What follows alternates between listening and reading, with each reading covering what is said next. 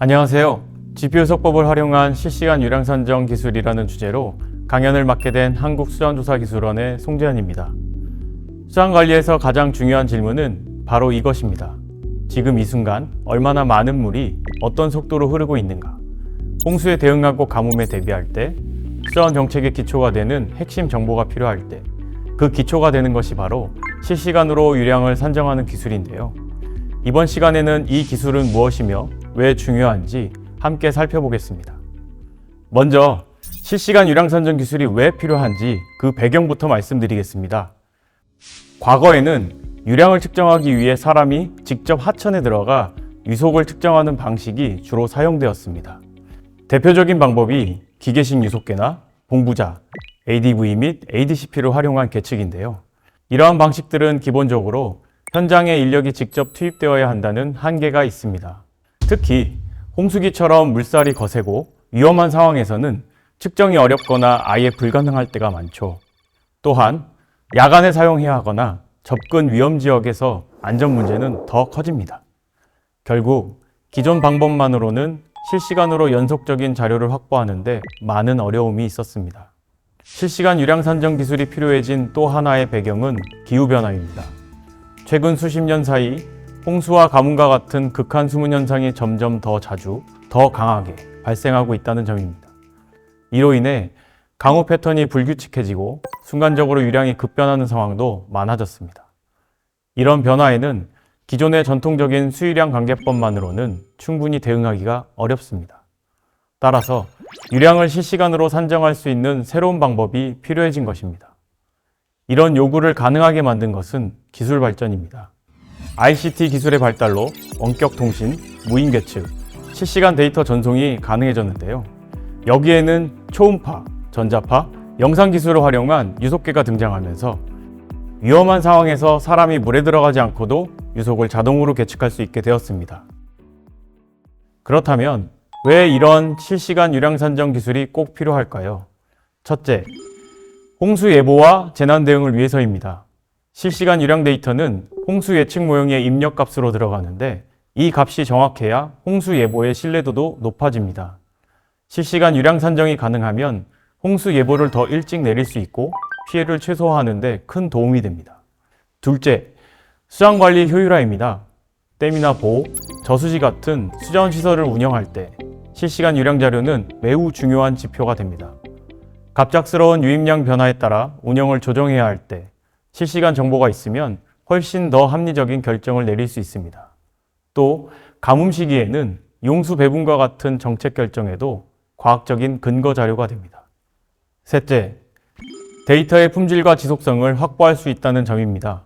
인력에 의존해 간헐적으로 측정하던 방식을 자동화로 바꾸면 장기적이고 연속적인 관측 자료를 확보할 수 있습니다. 이렇게 축적된 빅데이터는 기후변화 연구나 국가정책 수립에도 중요한 자산이 됩니다.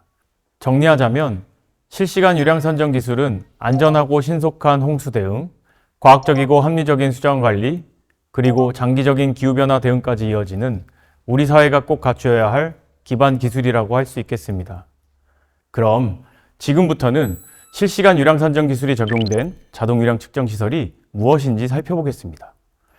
자동 유량 측정 시설이란 사람이 직접 현장에 나가지 않고도 하천의 유속과 수위를 원격으로 자동 측정하여 유량을 실시간으로 산정할 수 있도록 구축된 계측 인프라를 말합니다.